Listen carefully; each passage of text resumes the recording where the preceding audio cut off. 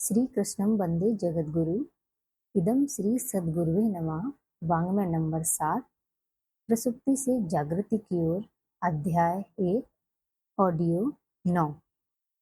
गुरुदेव हमें इसके पहले ऑडियो में क्या समझा रहे थे कि हमारे जो आध्यात्मिक प्रगति में सबसे बड़ी बाधा वो हमारे दुष्कर्मों से उत्पन्न कुछ संस्कार होते हैं जिनको हमें हटाना चाहिए। जैसे गुरुदेव ने कुछ उदाहरण भी दिए। वाल्मीकि पहले डाकू थे, फिर उन्होंने अपने पापों का प्रायश्चित किया और जब प्रायश्चित किया तभी उनको सफलता मिली और वो फिर अमर हो गए। तो इसी प्रकार हमें भी जो हमारे कई जन्मों के संचित दुष्कर्म हैं उनको भी हमें नष्ट करने के लिए प्रायश्चित करना अत्यंत आवश्यक है। तो आइए अब आज का हेडिंग है उसको पढ़ते हैं। इसमें गुरुदेव हमको क्या समझाना चाह रहे हैं। साधना के अवरोध, दुष्कर्मों का निराकरण, प्रायश्चित। उपासना का प्रथम चरण है आत्मशोधन। कोई भी धर्म कृत्य करने से पूर्व पवित्रीकरण, आचमन, प्राणायाम, न्यास आदि कृत्य करने होते हैं। इनका उद्देश्य आत्मिक पवित्रता की आवश्यकता को प्राथमिकता देने के तथ्य पर ध्यान आकर्षित करना है। गंदे नाले में थोड़ा सा गंगा जल डाल देने पर उसकी शुद्धि नहीं होती। अंतरंग और बहिरंग जीवन में निकृष्टता भरी रहे तो उपासना साधना का लक्ष्य पूरा ना हो सकेगा। आत्म परिष्कार कपड़े की धुलाई और साधना रंगाई है। बिना धुले कपड़े पर ठीक तरह रंग कहाँ चढ़ता है। आत्मशोधन के बिना उच्च कोटि की साधनाएं भी निष्फल चली जाती हैं। अतएव सर्वप्रथम वर्तमान और भावी जीवन को पवित्र परिष्कृत बनाने की योजना बनानी चाहिए और पिछले पापों के कारण आत्मिक प्रगति पथ पर अवरोधों की तरह अड़े रहने वाले दुष्कृत्यों का परिमार्जन प्रायश्चित प्रक्रिया द्वारा करना चाहिए। यही साधना की सुव्यवस्थित प्रक्रिया है। प्रारंभ आत्मशोधन एवं आत्म परिष्कार से होना चाहिए। साथ ही गायत्री की सामान्य साधना तथा उच्च स्तरीय साधना का नियोजन करना चाहिए। उज्ज्वल चरित्र ही वह भूमि है जिस पर साधना के बीज उगते और पल्लवित होते हैं। अच्छी बंदूक ही कारतूसों का लक्ष्य पूरा करती है। घटिया व्यक्तित्व घटिया बंदूक की तरह है जिसमें बढ़िया उपासना के बढ़िया कारतूस भी समुचित प्रतिफल उत्पन्न नहीं कर सकते। ब्रह्मवर्चस्व की उच्च स्तरीय उपासनाओं में पंच कोशों का अनावरण तथा कुंडलिनी जागरण मुख्य है। इनकी तैयारी करते समय सर्वप्रथम पाप परिमार्जन और आत्मशोधन के लिए साहस पूर्वक कदम बढ़ाने चाहिए। इस आधार पर खड़ी की गई साधना तपश्चर्या के सफल होने में कोई अड़चन शेष नहीं रह जाती। आस्तिकता साधना विज्ञान की प्राण है। आस्तिकता को कर्मफल के प्रति अटूट विश्वास ही कह सकते हैं। धार्मिक कर्म कांडों और पूजा विधानों का महत्व इसी दृष्टि से है कि मनुष्य ईश्वर के प्रति उसकी कर्म व्यवस्था के प्रति गहरी आस्था बनाए रखे, चिंतन का स्तर उत्कृष्ट रखे और क्रियाकलाप में आदर्शवादिता के समावेश का अधिकाधिक प्रयत्न करे। धर्म और अध्यात्म का ढांचा इसलिए खड़ा किया गया है। आज तो इस चरित्र निर्माण और सामाजिक सहयोग के आधारभूत तंत्र का उपयोग ठीक उल्टे प्रयोजनों में हो रहा है। सत्कर्मों से जो फल मिलता है उसे छिटपुट कर्म कांडों से ही संभव मानकर उस दिशा में कष्ट सहने और त्याग करने की उमंग को ही मटिया मेट किया जा रहा है। इसी प्रकार दुष्कर्मों के प्रति निर्भयता उत्पन्न करने के लिए सस्ते पापनाशक उपायों का प्रतिपादन किया जा रहा है। यह आस्तिकता के नाम पर प्रच्छन्न नास्तिकता का प्रतिपादन है। धर्म और आध्यात्म की आत्मा को जीवित रखने के लिए इन प्रचलित भ्रांतियों को निरस्त ही किया जाना चाहिए। कर्म फल की सुनिश्चितता के संबंध में शास्त्रकारों ने पग पग पर जन साधारण को प्रशिक्षित और सचेत किया है। स्पष्ट शब्दों में यह कहा गया है कि दुराचरण से बचा जाए और सदाचरण की मर्यादा का पालन करने में तत्परता का परिचय दिया जाए। कर्मफल सुनिश्चित है, फलित होने में थोड़ा विलंब हो जाए तो भी उस संबंध में अनास्था अपनाने की आवश्यकता नहीं है। कर्म रेखा मिटती नहीं। उक्ति का तात्पर्य इतना ही है, भले या बुरे कर्म की प्रतिक्रिया सम्मुख आने में किसी प्रकार का संदेह करने की गुंजाइश नहीं है। चाणक्य नीति 6/8 में शास्त्रकार कहते हैं, जीव आप ही कर्म करता है, उसका फल भी आप ही भोगता है। आप ही संसार में भ्रमण करता है और आप ही उससे मुक्त भी होता है। इसमें उसका कोई साक्षी नहीं। भाष्य में लिखा है, यहाँ पर ऐसे कोई भी प्राणी नहीं जो यमराज के घर में नहीं जाते, अर्थात एक बार तो वहां सभी प्राणियों को जाना ही पड़ता है। उनका जो कुछ भी किया हुआ कर्म है वह अवश्य ही उन्हें भोगना पड़ता है। कर्मफल अकाट्य है, पर उसका परिमार्जन स्वेच्छापूर्वक किए गए प्रायश्चित से हो सकता है। इसमें सदाशयता, साहसिकता तो है ही, अपितु सरलता भी है। चोर को राजदंड कड़ा मिलता है, पर यदि वह अपने दोष स्वीकार करने और चुराई वस्तु लौटाने का साहस कर सके तो राजदंड की अपेक्षा कम त्याग करने में काम चल जाएगा।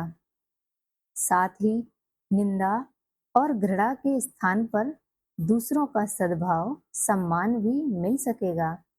जो पाप बन पड़ा वह छोड़े हुए तीर की तरह वापस नहीं लौट सकता, किंतु यह उपाय पीछे भी संभव रहता है कि प्रायश्चित करके उस दंड के भार को काफी हल्का कर लिया जाए। इसका एक लाभ तो प्रत्यक्ष ही है कि अंतःकरण पर चढ़ा हुआ दुराव और आत्म धिक्कार का भार हल्का हो जाता है। पाप कृत्यों के फलस्वरूप उत्पन्न आत्मग्लानि और आत्म प्रताड़ना से छुटकारा पा सकना प्रायश्चित के अतिरिक्त और किसी प्रकार संभव नहीं हो सकता। भारतीय धर्मशास्त्रों में पाप निवारण का एकमात्र उपाय प्रायश्चित ही है। आंगिरस स्मृति 4/1 में प्रायश्चित की विवेचना करते हुए कहा है, प्रायः का अर्थ तप है और चित्त का अर्थ निश्चय। तप और निश्चय के संयोग से प्रायश्चित होता है। इसका प्रारंभ सर्वप्रथम पाप परिमार्जन और आत्मशोधन के लिए साहस पूर्वक कदम बढ़ाने से होता है। साथ ही इसमें गायत्री की सामान्य साधना तथा उच्च स्तरीय साधना का नियोजन किए रहना पड़ता है। इस आधार पर खड़ी की गई साधना तपश्चर्या के सफल होने में फिर कोई अड़चन शेष नहीं रह जाती। शास्त्रों में प्रायश्चित के 4 चरण बताए गए हैं। पहला पश्चाताप, दूसरा पाप का प्रकटीकरण, तीसरा दंड स्वरूप व्रत, उपवास, जप, तप, अनुष्ठान आदि कृत्य करना और चौथा क्षतिपूर्ति या ऋण मोचन। ये चारों चरण मिला देने से ही प्रायश्चित का एक समग्र स्वरूप बनता है। प्रायश्चित का प्रथम चरण है पश्चाताप। दुष्कर्मों के फलस्वरूप अपनी आत्मा को, अनित्य पीड़ित को परोक्ष रूप में जो क्षति पहुंचती है उस पर विचार करने से हर विवेकशील के मन में दुख होता है। यह दुख ही पश्चाताप है। यदि ऐसा दुख नहीं उपजा, उल्टे पाप के समर्थन की धृष्टता बरती जा रही, अनुचित को उचित सिद्ध किया जाता रहा तो समझना चाहिए ऊपर ही लीपापोती की जा रही है। पाप की जड़ें जहाँ की तहाँ हैं, वे अवसर पाते ही फिर फलेंगी, फूलेंगी और पुनरावृत्ति होती रहेगी। प्रायश्चित का अगला चरण है पाप का प्रकटीकरण। इससे कई लाभ होते हैं। मन के भीतर जो दुराव की गांठें बंधी रहती हैं, वे खुलती हैं। मनोविज्ञान शास्त्र का सुनिश्चित मत है कि मनोविकारों के दुष्कर्मों के दुराव से मानसिक ग्रंथियां बनती हैं और वे अनेक शारीरिक और मानसिक रोगों के रूप में उभरती रहती हैं। मना चिकित्सा शास्त्री मानसिक रोगियों से उसके पिछले जीवन के घटनाक्रम को विस्तार पूर्वक बताने के लिए प्रोत्साहित करते हैं। इसमें अप्रकट दुरावों का यदि प्रकटीकरण हो गया हो तो रोग का निराकरण सरल हो जाता है। आरोग्य शास्त्र के नवीनतम शोधों ने बताया है कि रोग का कष्ट तो शरीर को अनुभव होता है, पर उसकी जड़ें मानसिक विकृतियों के रूप में जमी रहती हैं। चिकित्सा में औषधि उपचार का जितना महत्व है, उससे कहीं अधिक मानसिक परिशोधन का है। मन शुद्धि के बिना आहार विहार ठीक रखने पर भी स्वास्थ्य रक्षा का उद्देश्य पूरा नहीं हो सकता। रोगों की जड़ें काटने के लिए मानसिक चिकित्सा के रूप में आंतरिक अंतः शुद्धि भी आवश्यक है। ये कार्य पिछले किए हुए दुष्कर्मों की जड़ें काटने के रूप में प्रायश्चित की प्रकटीकरण प्रक्रिया के सहारे ही संभव हो सकते हैं। ईसाई धर्म में दो अवसरों पर पापों का प्रकटीकरण आवश्यक माना गया है। एक, ईसाई धर्म की दीक्षा बपतिस्मा लेते समय। दूसरे, मरण काल के पूर्व मृत्यु की संभावना निश्चित होने पर पादरी बुलाया जाता है। उस समय रोगी और पादरी दो ही होते हैं। एकांत में वह जीवन के प्रमुख पाप कर्मों को प्रकट करता है। बपतिस्मा और मरण काल में इस स्वीकरोति को कन्फेशन को उस धर्म में अत्यंत पवित्र माना गया है। इस प्रकार जी हल्का करके मरने का निश्चित रूप से सत्परिणाम होगा और उससे आत्मा को शांति सद्गति मिलेगी। हिंदू धर्म में भी श्रावणी पर्व पर हेमाद्रि संकल्प के साथ इसी प्रकार का प्रकटीकरण हर साल करते रहने का विधान है। इसके अतिरिक्त जब कभी पाप बने तभी उसके प्रकटीकरण एवं प्रायश्चित का विधान संपन्न करने की परंपरा है।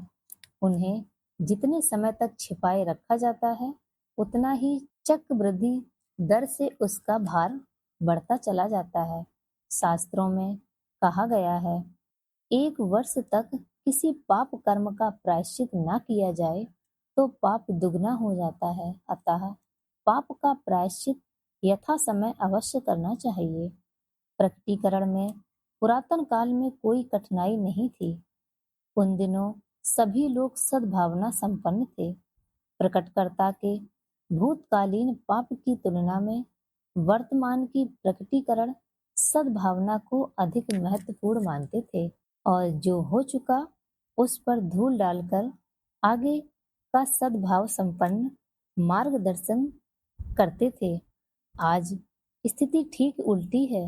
मीठी बातें करके तरह तरह के आश्वासन देकर पूछ तो लेते हैं, फिर उन बातों के आधार पर उससे घृणा करते, निंदा फैलाते, हानि पहुंचाते हैं। पत्नियां अपने पिछले जीवन की घटनाएं पतियों को सद्भावना पूर्वक बता देने के उपरांत कितने अधिक घाटे में रहती हैं, इसके असंख्य उदाहरण सामने आते रहते हैं। वे पछताती हैं और सोचती हैं कि इस कहने की अपेक्षा ना कहना अधिक श्रेयकर रहता। आज का सामान्य मनुष्य इतना ओछा है कि उसके सामने नंगे होने में जोखिम ही जोखिम है। अस्तु प्रकटीकरण के लिए सत्पात्र तलाश करना नितांत आवश्यक है। इसके लिए तथाकथित मित्र नहीं, सद्भावना संपन्न उदार हृदय तत्वदर्शी ही उपयुक्त हो सकते हैं। उदार सद्भावना, उदार क्षमाशीलता और चिकित्सक जैसी उदार सहृदयता जिनके भीतर हो, मात्र वे ही पाप प्रकटीकरण के अधिकारी हो सकते हैं। वे ही पिछली दुखद घटनाओं की उचित समीक्षा कर सकते हैं। उन्हीं से प्रायश्चित का स्वरूप निर्धारित करने में भी सहायता मिल सकती है। प्राचीन काल में पाप विवरण अधिक लोगों को बताए जाते थे ताकि उन सबको बताने वाले की दुर्बलता का ध्यान रहे। भविष्य में वैसी पुनरावृत्ति न होने पाए, इसके लिए कड़ी दृष्टि रखें। संदिग्ध चरित्र वाले पर सहज ही अन्य लोग सतर्कता की दृष्टि रखते हैं।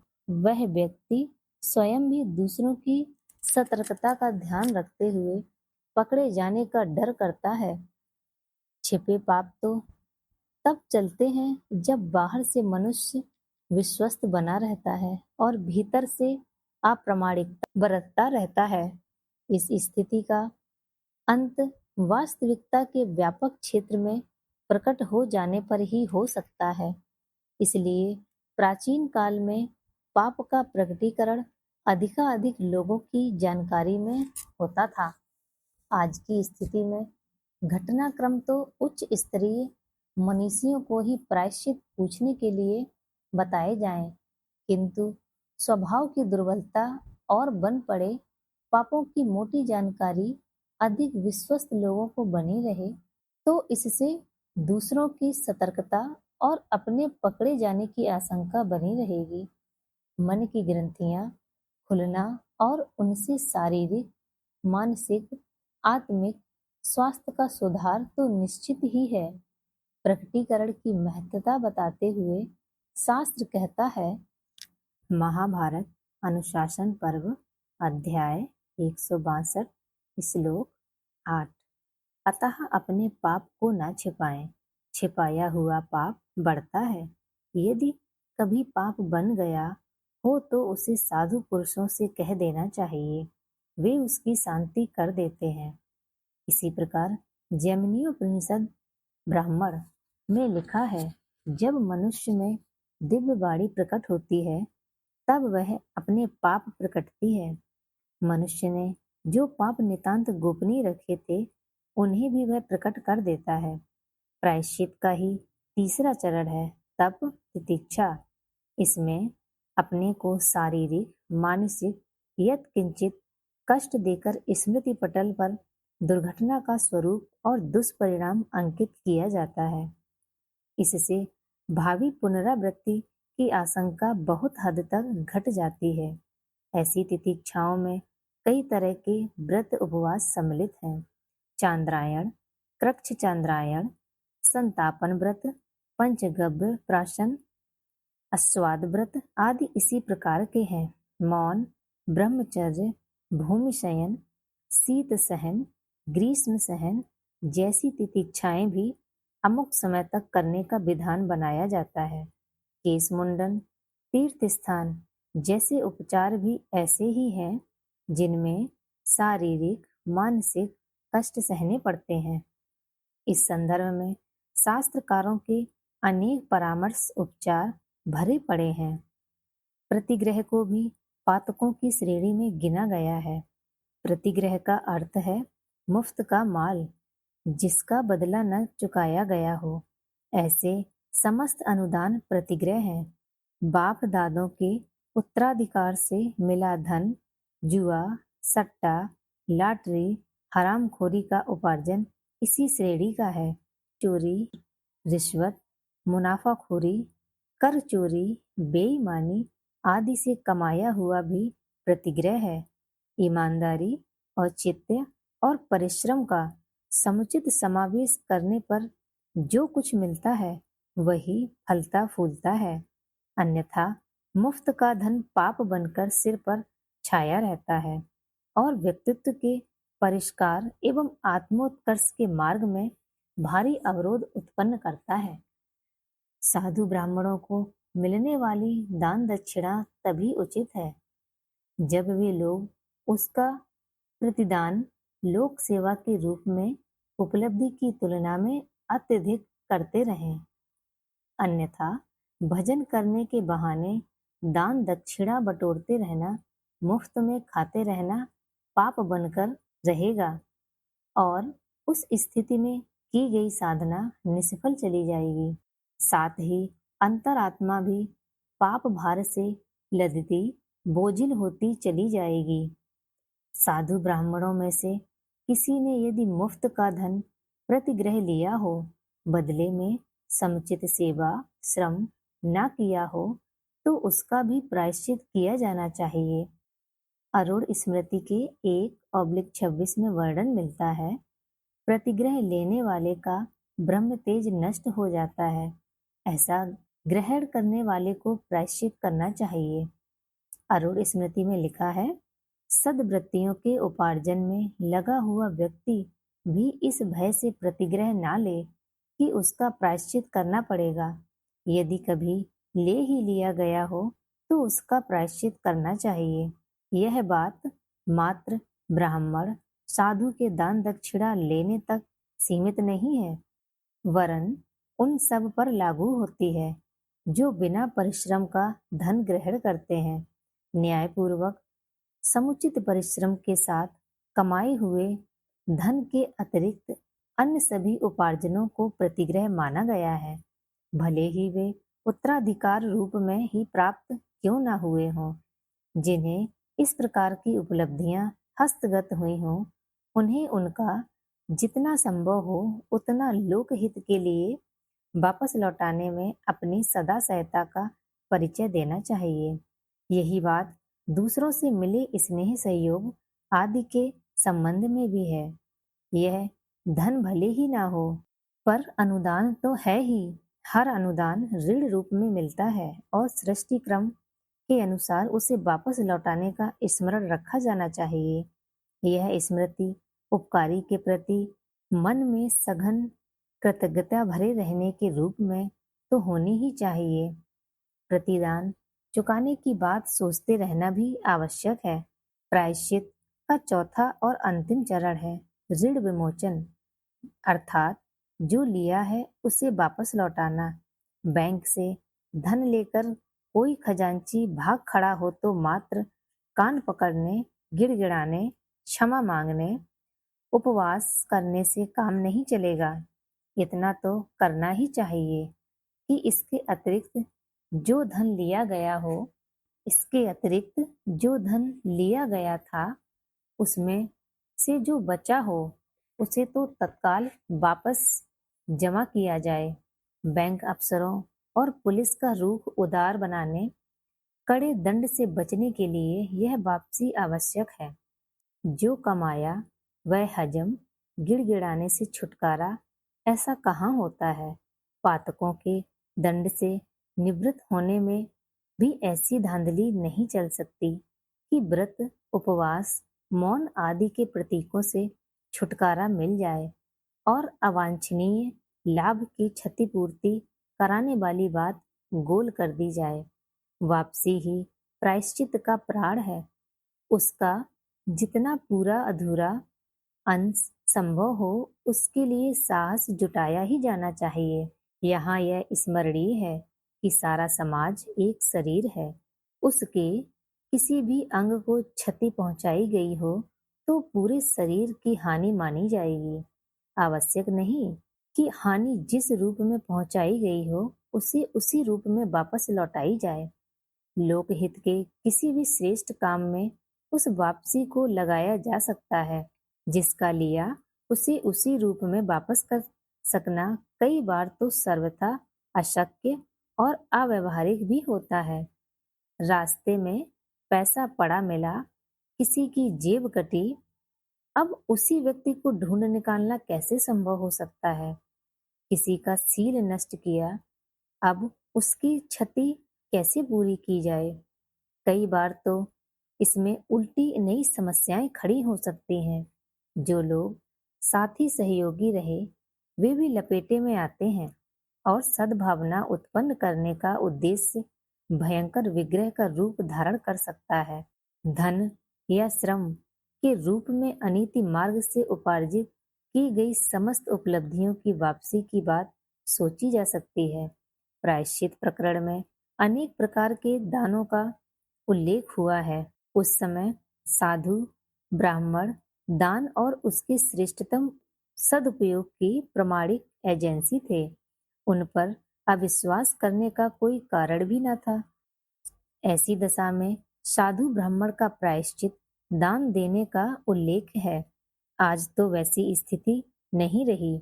सत्प्रवृत्ति संवर्धन कर सकने वाले श्रेष्ठ कार्यों में ऐसे ही प्रायश्चित दान नियोजित किए जाने चाहिए। धन का स्थानापन्न श्रम भी हो सकता है। वस्तुतः श्रम ही धन है।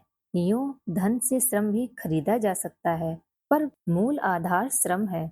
व्यक्ति की यही मौलिक संपदा है और यह सभी को समान रूप से उपलब्ध है। अस्तु प्रायश्चित प्रयोजनों में धन लौटाने की ही तरह श्रम के द्वारा उसकी क्षतिपूर्ति करने का भी विधान है।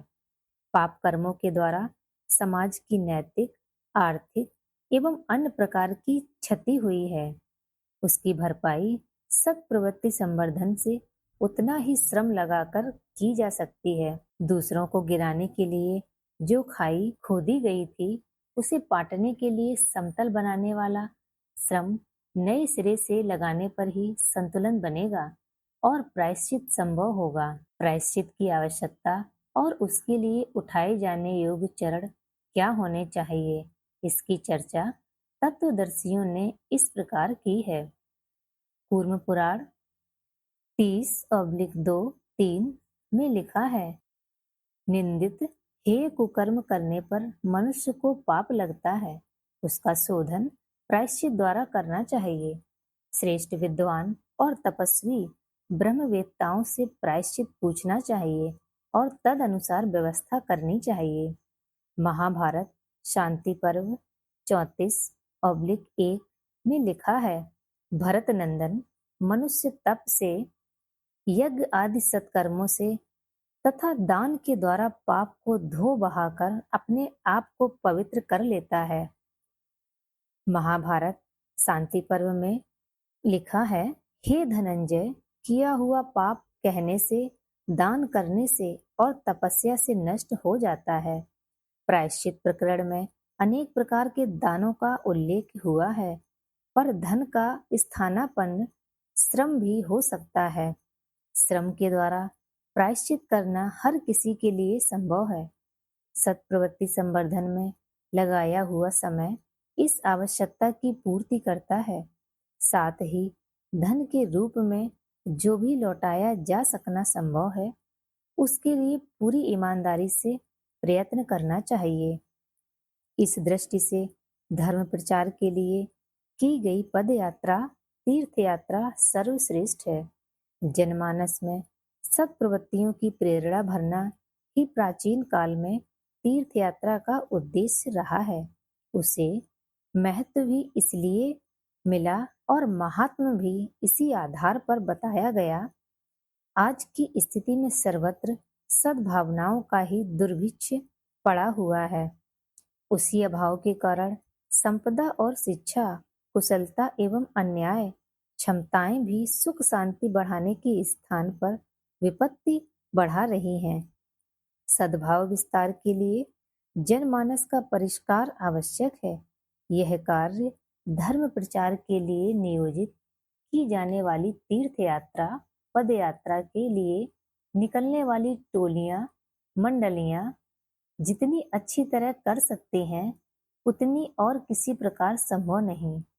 प्रायश्चित के ऋण विमोचन चरण को पूरा करने के लिए सत्प्रवृत्ति संवर्धन के प्रयत्नों के साथ साथ तीर्थ यात्रा पर निकलने की बात भी ध्यान में रखी जानी चाहिए।